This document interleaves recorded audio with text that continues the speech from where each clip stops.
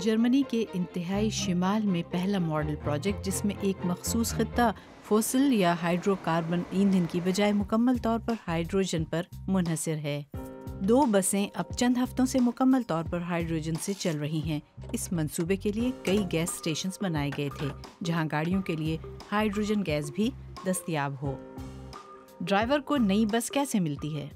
اس بس کی اچھی بات یہ ہے کہ بے آواز چلتی ہے، آپ کو صرف الیکٹرک موٹر اور اسٹیئرنگ گیئر سنائی دیتا ہے۔ بس کی اصل آواز کو آنے دیں۔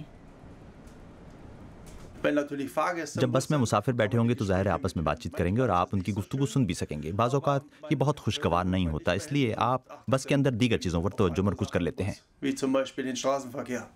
کیا یہ بس روزمرہ کے استعمال کے لیے بھی موزوں ہے؟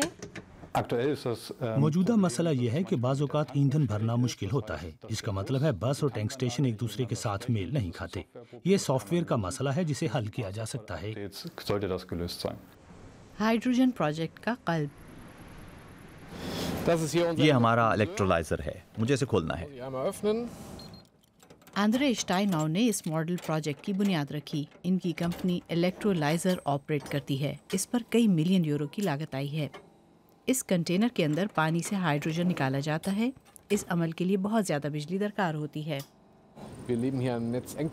ہم یہاں رہتے ہیں اور اس جگہ نیٹ ورک میں رکاوٹ ہے۔ اس کا مطلب یہ ہے کہ یہاں طوفانی ہوا کا گزر نہیں، ونڈ پاور بند ہے۔ ہمارے پاس یہاں اضافی بجلی ہے اور بنیادی خیال یہی تھا کہ اس اضافی بجلی کو ذخیرہ کیا جائے اور جب بھی قابل تجدید توانائی براہ راست دستیاب نہ ہو تو اسے استعمال میں لایا جائے، اور اس کے علاوہ ایسی ایپلیکیشنز تلاش کی جائیں جن سے ہم نہ صرف توانائی کو دوبارہ بجلی کے نیٹ ورک میں استعمال کریں بلکہ دیگر سیکٹرز میں بھی منتقل کریں۔ اور یہ اس طرح بنایا جائے گا۔ ہوا کی طاقت کی مدد سے نلکے کے صاف پانی سے ہائیڈروجن الگ کیا جاتا ہے۔ اس کے بعد اسے مقامی ہائیڈروجن فلنگ اسٹیشنز تک پہنچایا جاتا ہے۔ ہائیڈروجن کی پیداوار کے دوران بہت زیادہ حرارت پیدا ہوتی ہے۔ اس کی ترسیل مقامی ہیٹنگ نیٹ ورکس تک کی جاتی ہے۔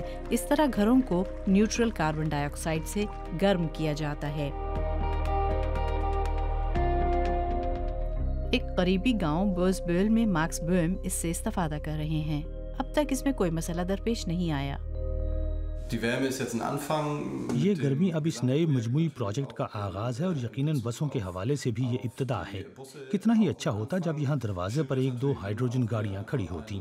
قیمت کے اعتبار سے فی الحال ہر کوئی اس گاڑی کا متحمل نہیں ہو سکتا۔ اس کی قیمت ہم بھی برداشت نہیں کر سکتے، لیکن میں تصور کر سکتا ہوں کہ اس کا مستقبل یقینی طور پر اچھا ہوگا۔ ڈیزل ماڈل کے مقابلے میں ایک ہائیڈروجن کار کی قیمت 2 گنا ہے۔ ایندھن بھروانا بھی مہنگا ہے۔ 500 کلومیٹر کے لیے 50 یورو کا ایندھن چاہیے، جبکہ ڈیزل 47 یورو کا خرچ ہوگا اور الیکٹرو گاڑی پر 25 یورو کا خرچ آئے گا۔ ہمیں اس کا عادی بننا پڑے گا کہ تحفظ ماحول پر مبنی معیشت فوسل فیول سے پیدا ہونے والے ایندھن سے کہیں زیادہ مہنگی ہوتی ہے۔